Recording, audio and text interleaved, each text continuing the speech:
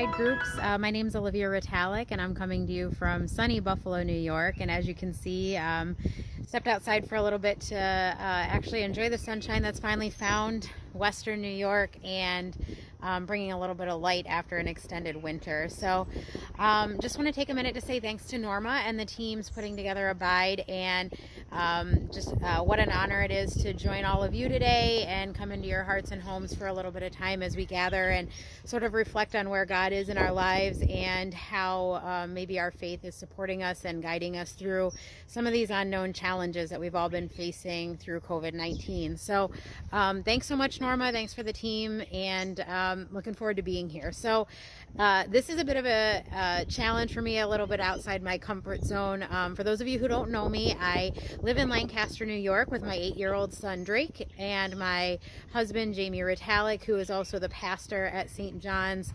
Lutheran Church in Lancaster, New York. So when I got asked about doing this video, I was sharing with him that this is way outside my comfort zone. This is much more his cup of tea, standing in front of people, talking about his faith, talking about scripture, much more his comfort zone. And I was sort of stumped on what I might be able to offer and how maybe I could support all of you and prompt, I guess, some questions for us to reflect on together. And he said, you know, one of the things that he always thinks about is my career path and my journey through my professional opportunities and the populations that I've served and the ways that I've connected with community and how that might relate to some of the feelings that maybe we're experiencing together right now. So I was praying about that and meditating and cleaning, because sometimes I clean to break the cabin fever, I guess, that we're all experiencing. I do a lot of other things too. We've been hiking, we've been hammocking. I'll show you my hammocks. So get out and enjoy the world around you as well. Don't just clean. But it was serendipitous when I was thinking about this, because I found this little teeny tiny bottle. I was like, what am I going to talk about, and what scripture, what verse, has been working for me. So found this little teeny tiny bottle, which is a tiny bottle of mustard seeds, and thought, wow, this is actually perfect for me to talk a little bit about. So the verse that went along with this little bottle, we filled tiny bottles and handed these out at Mother's Day one year with mustard seeds, is a verse from Matthew, and it says, "For truly I say to you, if you have faith the size of a mustard seed, you will say to this mountain, move from here to there, and it will move, and nothing will be impossible to you." So before I dive into that, I can talk a bit about what I've done for the last 15 years. I have a bachelor's degree in psychology, and I have a master's in thanatology, which is an area of like grief and bereavement. And I've spent the last 15 years working in mental health nonprofits, working as a domestic violence advocate in the courtrooms with survivors who were pressing charges against their abusers, as a substance abuse counselor, and the last 10 years have really been devoted to mental health and suicide prevention. I have at times gone into situations that are gut-wrenching, that are difficult, that are dark, and I oftentimes would feel like a very tiny person going up against a huge mountain. I guess my faith for me has always grounded me, even in those moments of uncertainty. A lot of times if I was going into something really difficult and I was feeling anxious about it, I would sort of be praying going into it, and I always sort of use the mantra of, God, use my feet to guide me to the people who need me tonight, use my hands to connect with those who need us, and use my words through your name to the people that need to hear the right things tonight.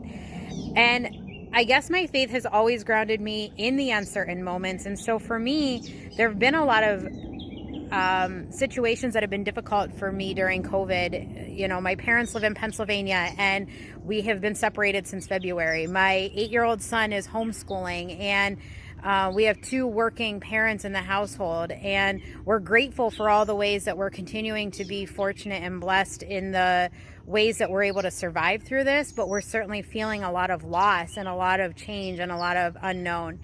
And my professional life has been a lot of unknowns at times. And when someone's dealing with a mental health crisis or a recent change in their situation because maybe they left their abuser and they're moving into a shelter, there's a lot of pain and there's a lot of unknown. And in those moments, we know that we can't just tell someone it's going to be better and it's going to be okay, because it doesn't feel okay in those moments. It doesn't feel better in that, particular situation. But what we can talk to is that we know that hope is very real, and we know that a lot of stories about survival come to us after the fact, where people say, I couldn't see the hope and I couldn't see the light in the moment, but my hope was connecting with another person, connecting with someone who could understand my story, someone who could let me know that I wasn't alone. So I'm reminded right now in this moment of uncertainty that while we can't see the light at the end of the day sometimes, while we can't know what's around the corner, I'm trusting that in those moments of unknown and uncertainty that I've experienced, that hope has always existed. And light is at the end of the tunnel, wherever and whenever that may be. And so I guess for me, thinking about this particular piece that I was asked to do for you was to talk about abiding in spirit. And for me, abiding in spirit is that, the spirit part of the trilogy is that, did I just say trilogy? Okay, sorry, y'all. We're not talking about a book. The Trinity, the spirit of the Trinity is that the spirit is the part that we can feel, but we can't always see. And I know that connecting with others, reaching out to support one another, being with my family, my husband, my son, and really finding those opportunities to enjoy and embrace the quiet and the unknown, that's where I'm starting to feel the spirit more and connect in different ways. Technology, has allowed me to reconnect with family members and friends all across the country, and is allowing us to find new ways of joy and laughter.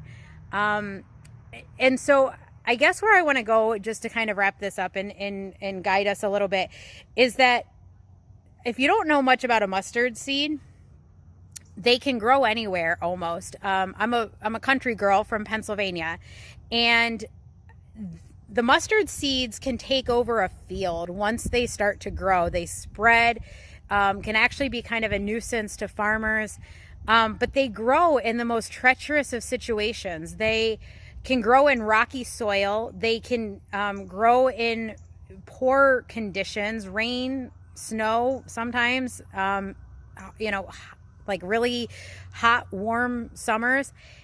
And they just keep growing despite the difficult circumstances that they're in. They can grow to be 9 feet tall. They can, and in some ways they're actually beautiful plants despite being nuisances. They have this beautiful, gorgeous yellow, right? They make the mustard that you enjoy on your tables.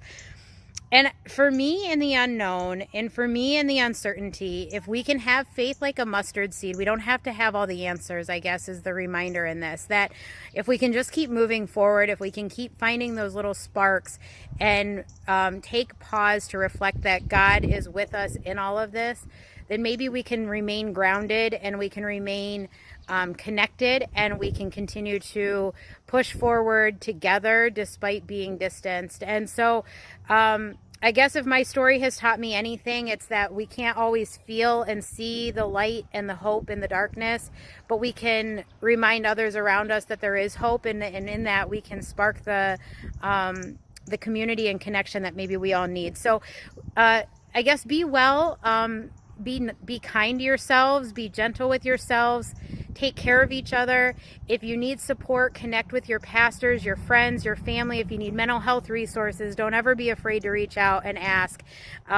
There's strength in asking for help, and there's hope in help. So thank you all for being here today. Thank you all for sharing a piece of you. Be healthy, be well. If I can ever be a resource to any of you, don't hesitate to reach out. Peace, everybody. Stay healthy.